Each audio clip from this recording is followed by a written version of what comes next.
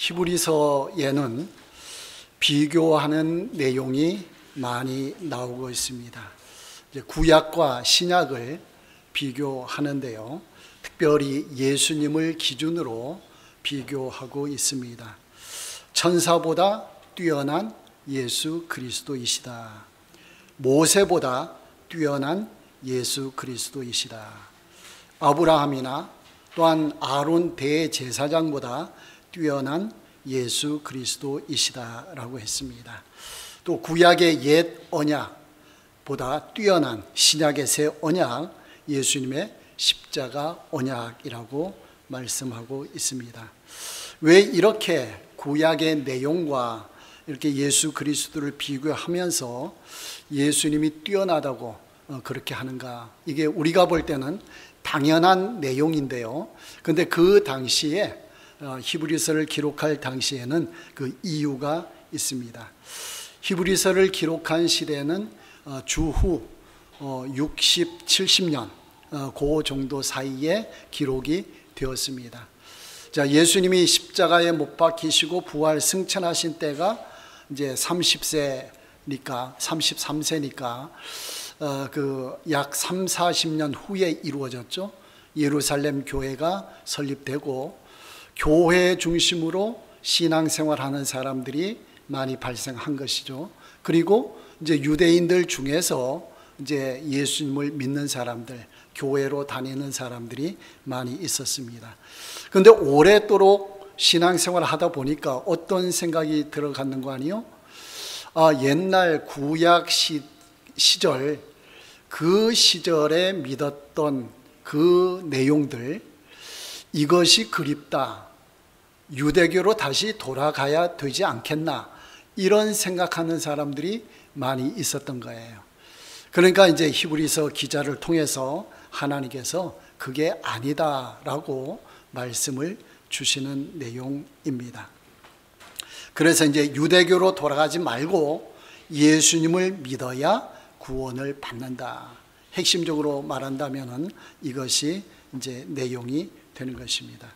그 신구약 성경은 하나님의 말씀입니다. 구약도 하나님의 말씀이고 신약도 하나님의 말씀이에요. 그러니까 신구약의 전체 성경의 핵심 주제가 누구냐? 한 사람을 딱 든다면은 예수 그리스도이신 거예요. 구약의 주제도 예수 그리스도, 신약의 주제도 예수 그리스도. 구약은 예수님이 오신다라는 내용으로 기록되어 있으면서 예수님을 믿으라, 앞으로 오실 예수님을 믿으라, 이것이 구약 성경이에요. 그리고 신약 성경은 오신 예수님이에요. 예수님이 오시고 나서 기록한 것이 신약 성경이잖아요. 그러니까 오신 예수님을 믿으라라고 기록한 것이 신약 성경이에요. 그리고 다시 오실 예수님, 재림하시는 예수님을 믿으라, 그 내용이 포함이 되어 있습니다. 자, 예수님을 믿으면 영혼 구원을 받습니다. 영혼 구원을 받으면 일단 천국에 가게 되는 것이죠. 영혼 구원 받았다고 끝나는 것이 아니고 다음 단계로 진행해야 됩니다. 그것이 바로 신앙 생활이에요. 영혼 구원 받은 사람이 신앙 생활하면서 점점 자라가야 돼요. 여러분 세례 받으면서 예수님 믿었다고 온전하게 신앙생활 잘하는 것이 아니죠. 예수님을 이제 처음 믿었을 뿐이에요. 점점 자라가야 되는데 그 자라가는 과정이 신앙생활이고 그 기초가 성경 말씀이 된다라는 거예요. 그 영적으로 점점 자라가는 거죠. 예수님의 모습을 점점 닮아가야 되는 거죠. 이렇게 돼 가는 것이 신앙생활입니다. 그 신앙생활 한다는 것은 일반적으로 생활하는 것과는 차원이 다릅니다. 일반적으로 좀 교양 있게 생활한다. 우리가 이제 여러 가지 사회적인 프로그램 수강도 하고 그러면서 교양 있게 인격을 좀 갖추고 그런 공부도 많이 하잖아요. 그런데 우리가 교회 와서 성경을 배우고 신앙생활을 한다는 것은 그것과는 차원이 다르다라는 거예요. 그러니까 교양을 갖추는 것은 마음의 자세죠. 또 인격의 문제죠. 그런데 그것은 영혼의 문제는 가르쳐 주지 않는 거예요. 영혼의 문제는 인간에게 가장 중요한 것이 영혼인데 영혼의 문제는 오로지 성경에서 가르쳐 주는 거예요. 그러니까 차원이 다르다. 영혼 구원 받아야 천국 가는 거예요. 아무리 교양을 많이 쌓는다고 해서 천국 가는 거 아니죠. 그것을 잘 구분해야 된다라는 거예요. 그 다음에 우리가 신앙생활을 한다라는 것은 일반적인 생활과 또한 이제 다른데요. 어떤 면에서 다른 거 아니요? 우리가 일반 생활하면서는 어디에 목표가 있는 거 아니요? 생활 형편이 좀 좋아지는 것. 생활이 점점 나아지는 거죠. 재정도 더 많아지고 또 건강도 더 해지고 더 좋아지고 자녀들도 잘 되고 이런 생활 형편이 좋아지는 것에 맞추고 가는 것이 일반 생활이에요. 그런데 신앙생활이라는 것은 그것과는 비교할 수 없는 훨씬 더 큰 가치가 있다라는 거예요. 그러니까 우리가 신앙생활을 한다라는 것은 신앙생활을 잘 하면은 생활 형편이 좋아지는 거예요. 신앙생활을 하면서 생활 형편이 좋아지는 것, 그걸 목표로 하는 게 아니고 신앙생활을 잘 하는 것을 목표로 가다 보면은 누가 도와주시죠? 하나님이 도와주셔요.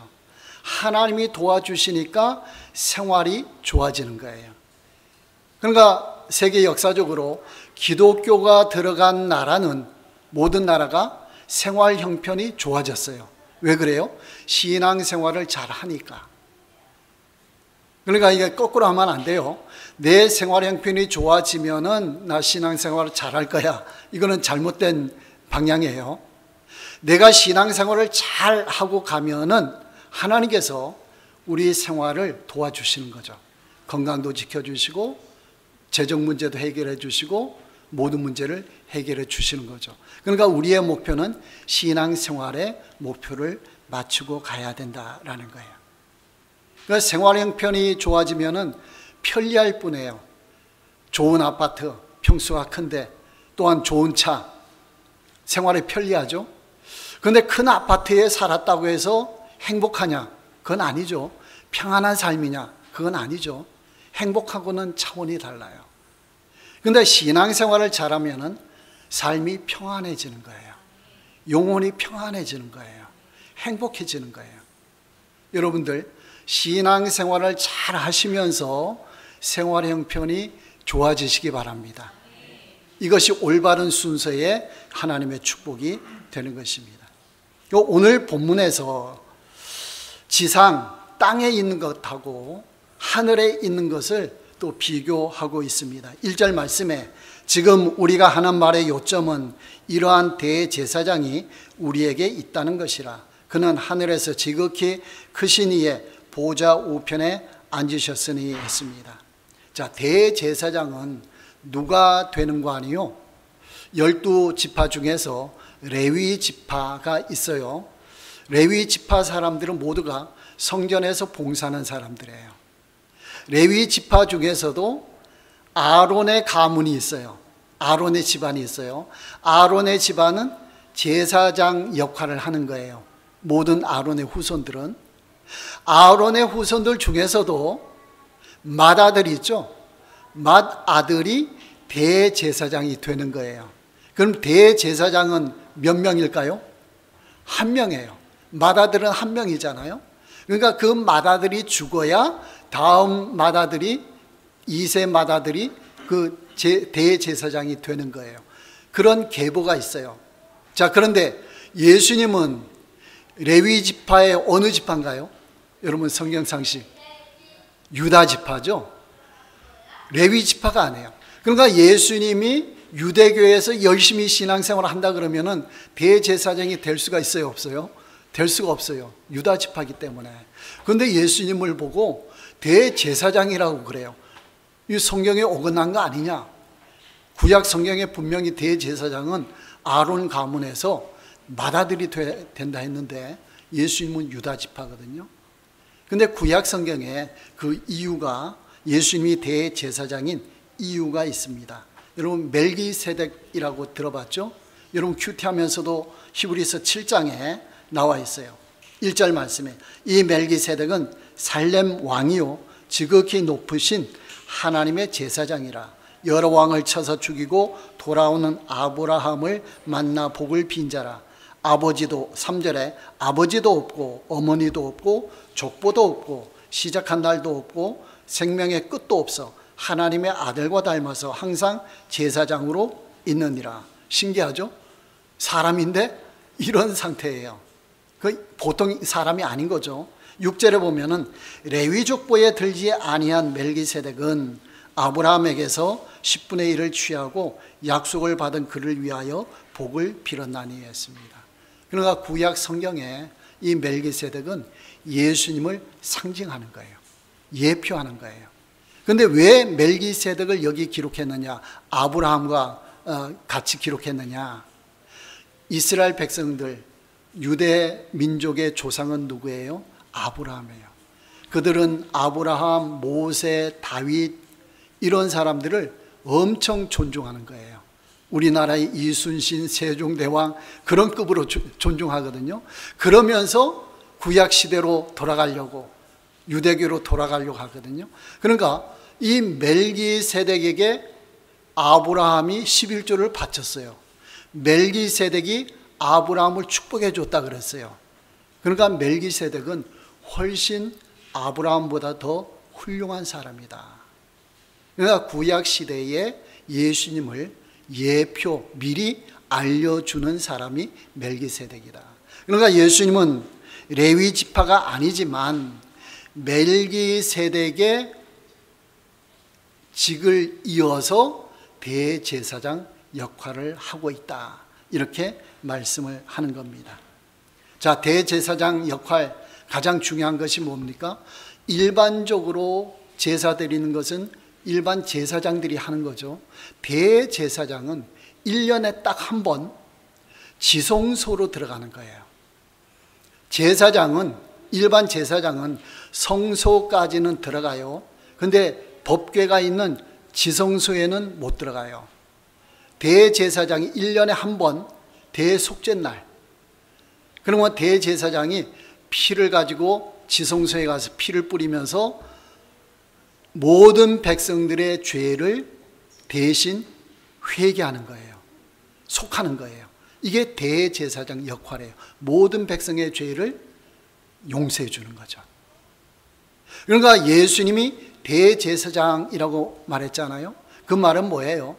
그냥 일반 제사장이 아니고 온 인류의 죄를 다 씻어준다, 그런 의미가 되는 거예요. 예수님의 보혈로. 그러니까 예수님은 짐승을 잡아서 속죄 제물을 드린 게 아니고 자기의 몸을 제물로 바친 거예요. 어디에 바쳤어요? 십자가에. 일반 제단에 바친 게 아니고 예수님은 십자가에서 자기의 몸을 제물로 바쳤다. 그러니까 대제사장으로서 역할이 독특한 거죠. 대제사장 역할하면서 자기 자신이 제물이 되었다, 이것입니다.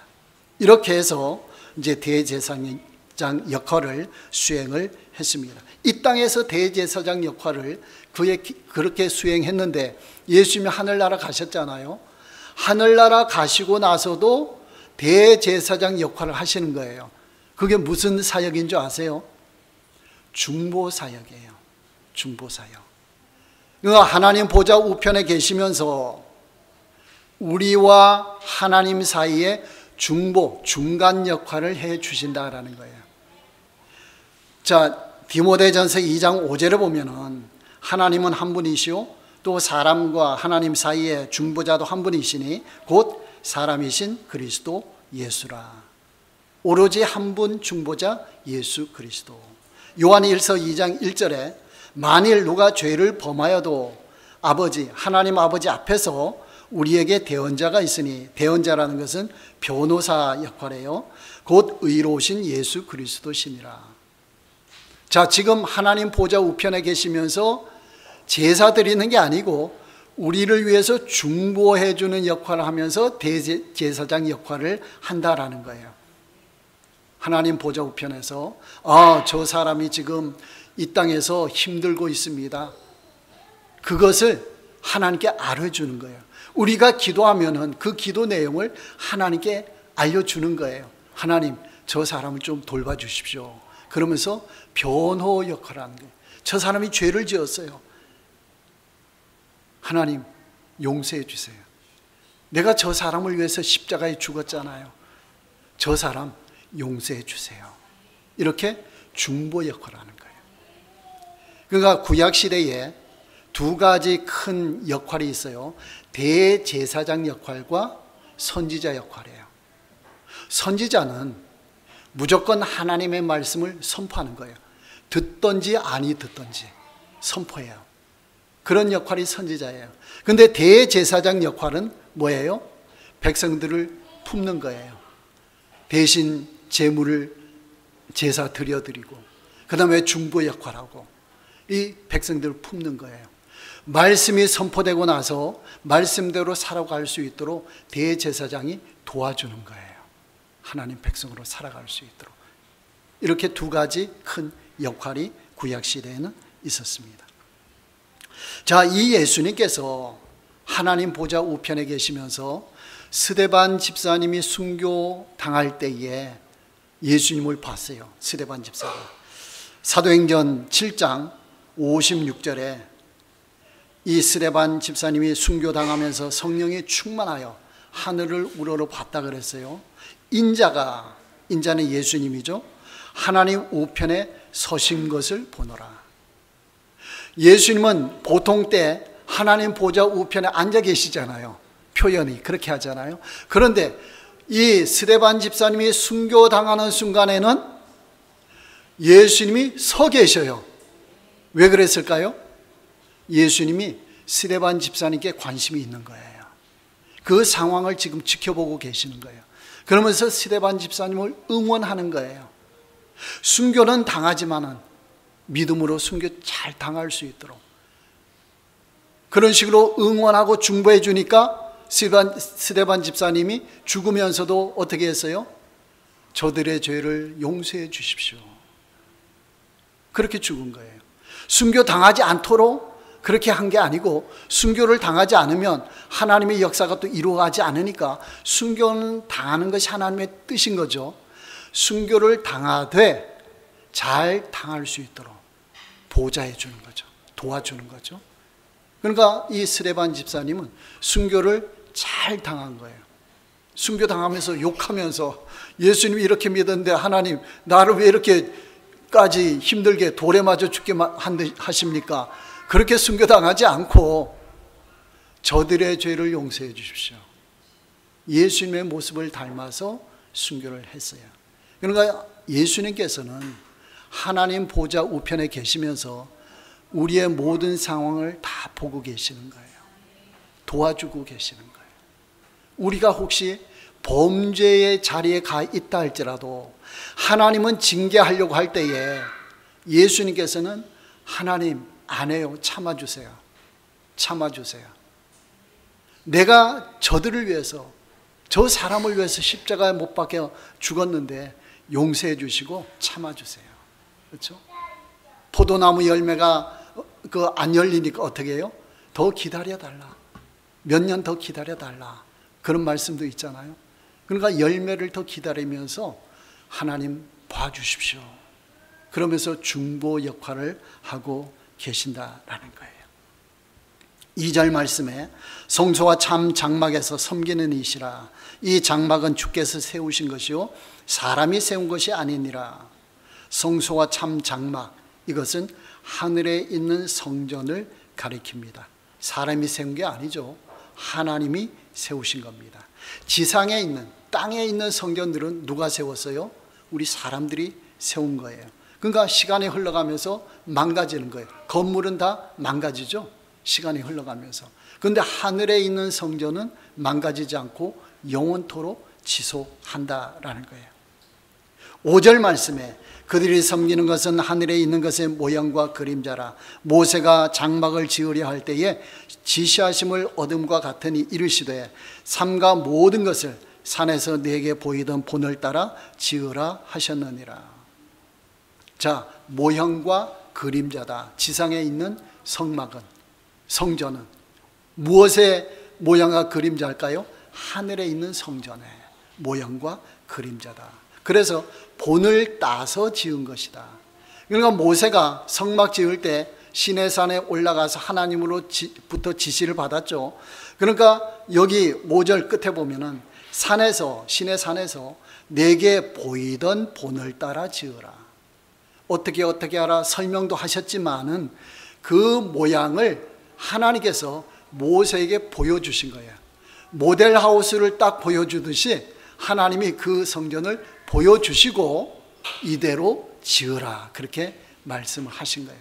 그러니까 시로락이 하나, 모든 것이 하나님의 지시대로, 하나님께서 보여주신 대로 지었다라는 거예요. 그러니까 모세의 장막이 가짜다 이런 의미는 안 해요. 하늘의 장막을 본떠서 지었는데 이 땅에서 한시적으로 어느 일정 시간 동안 필요하기 때문에 세워주셨다라는 거예요.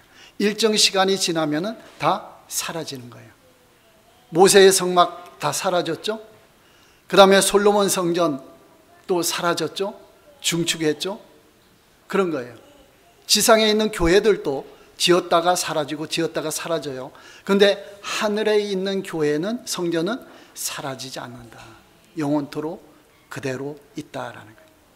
그 교회도 이 땅에 있는 교회가 있고 우리 교회처럼 여러 교회들이 땅에 있잖아요. 천상 하늘에 있는 교회가 있습니다. 그 예루살렘 교회가 오순절 성령 강림 통해서 세워졌는데 하늘에 있는 성전을 본떠서 세워지게 되었던 거죠. 그러니까 하늘에 있는 성전은, 교회는 완전하고 지상에 있는 교회는 불완전하죠. 예루살렘 교회가 성령 충만했죠. 그렇게 뜨거웠죠. 그런데도 문제가 발생했어요, 안 했어요? 문제가 발생했어요. 어떤 문제요? 성경에 나온 것만 보면은 히브리파, 헬라파, 그 여인들이, 홀로 사는 여인들이 자기 도움 못 받는다고 막 그런 문제들이 발생했죠. 그래서 7 집사를 세웠죠. 그러니까 아무리 지상에 있는 교회들은 거룩해도 문제점이 있다라는 거예요. 그걸 우리가 인정을 해야 되는 거예요. 자, 지상에 있는 교인들, 우리 문제가 있어요, 없어요? 성도라고 하죠. 거룩할 성자예요. 거룩한 백성들이에요. 거룩한 사람들이에요. 그런데 문제가 있어요, 없어요? 문제가 있어요. 불완전해요. 근데 하늘나라 가면 문제가 있어요, 없어요? 없어요. 완전히 깨끗한 거예요. 자, 하늘에 계시는 대제사장 예수님은 완전히 거룩하신 분. 지상에 있는 대제사장들은 불완전한 사람들. 대표적으로 불완전한 사람이 누구예요? 대제사장 중에 사무엘 시절에 엘리 대제사장. 완전히 엉망진창이었잖아요, 그 가문이. 그런 경우도 생긴다라는 거예요. 왜?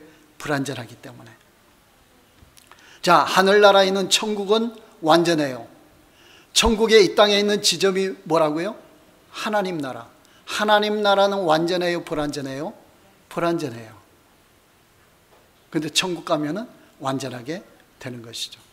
자, 그러면은 이왕 하나님이 완전하게 해 주시지 왜 불완전하게 그냥 교회도 세워주시고 불완전하게 대제사장도 세워주시고, 이왕 예수 믿는 사람들 성도인데 깨끗하게 해가지고, 깨끗하게 해서 믿지 않는 사람들하고 완전히 분리되게 그렇게 만들어 놓으면 좋을 거 아니에요. 우리 생각은 그렇잖아요. 그런데 하나님은 그렇게 하지 않았어요.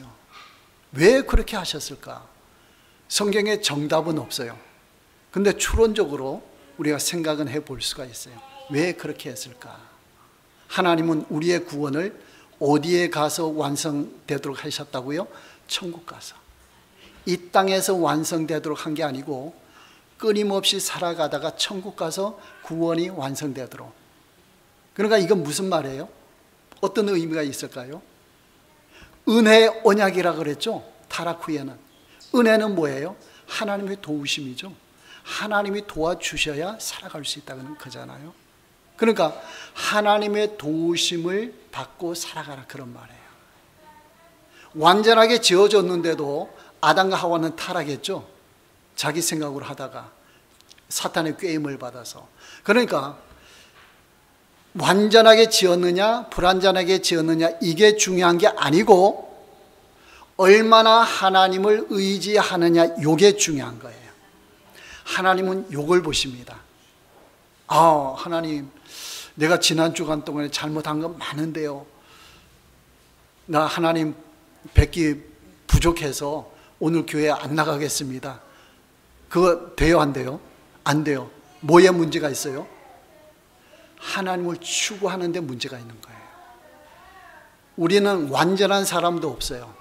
저가 완전해서 설교하고 있나요? 그렇지 않죠. 불완전하지만 설교하는 거예요. 그럼 뭘 의지하고 하느냐? 하나님, 제가 불완전하지만, 완전하지 못하지만 하나님을 의지하고 하나님의 말씀을 대언합니다. 그런 자세로 하면은 되는 거예요. 여러분, 교회에 오셔서 하나님 앞에 거룩하지 못한 것 탓하지 마시고, 하나님, 제가 이 정도 수준입니다. 그래도 하나님 의지하려고 교회에 왔습니다. 그러면 하나님이 귀하게 보실까요? 안 보실까요? 귀하게 보셔요. 하나님은 그걸 보셔요.